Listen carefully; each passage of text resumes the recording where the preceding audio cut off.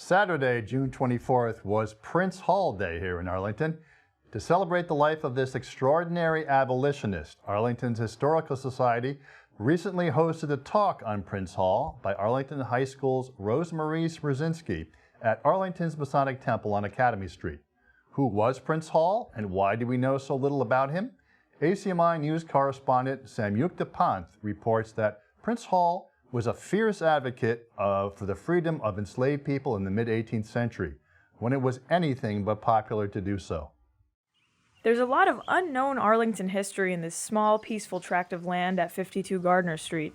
This is the Prince Hall Cemetery, named after the founder of the Black Freemasons and a staunch 18th century abolitionist. Prince Hall was an extraordinary man in extraordinary times, when his ideas and dreams were tragically unpopular. It memorializes a rare individual, Prince Hall, who was a free African-American man in Boston at the time of the American Revolution. He was probably the most well-known and definitely the leader of the African-American community in Boston. Prince Hall was a fierce advocate for the freedom of enslaved people in the mid-18th century. And they wanted to become Masons, but they would not be recognized by any white lodge. And then some Brits, just before the evacuation of Boston, enrolled them as Masons. There were 14 men, including Prince Hall. He originated the Prince Hall Grand Lodge of Freemasons in 1775 as a community base for Black Americans. He was a businessman, worked in leather.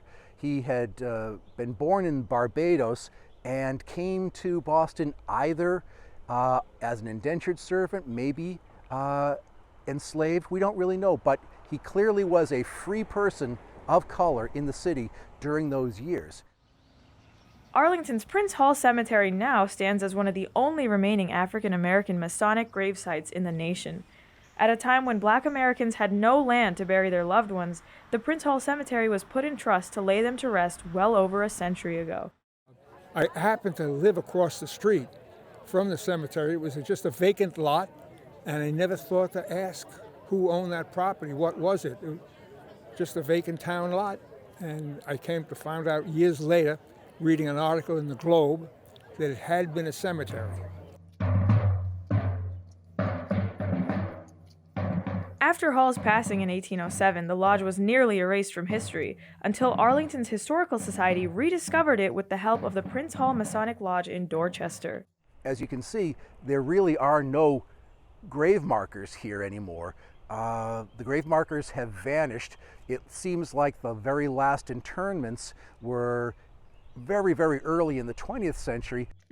This hallowed ground is now revitalized as the Prince Hall Arlington Cemetery Association and was added to the National Register of Historic Places in 1998. We're talking about a man who was an abolitionist in the 18th century. You talk about radical. That's incredible. I don't think he would call it radical. That's the way he wanted to live. This is what he was looking for. And he worked in the interests of his own people. That is to educate them and to make sure that they had satisfactory economic lives, like everybody else. For ACMi News, I'm Samyukta Panth. Prince Hall Cemetery was restored more than 30 years ago through donations from the Prince Hall Grand Lodge and the town of Arlington, with the help of its Community Development Block grant funds. Finally, in 1990, the cemetery was rededicated and is now on the National Register of Historic Places.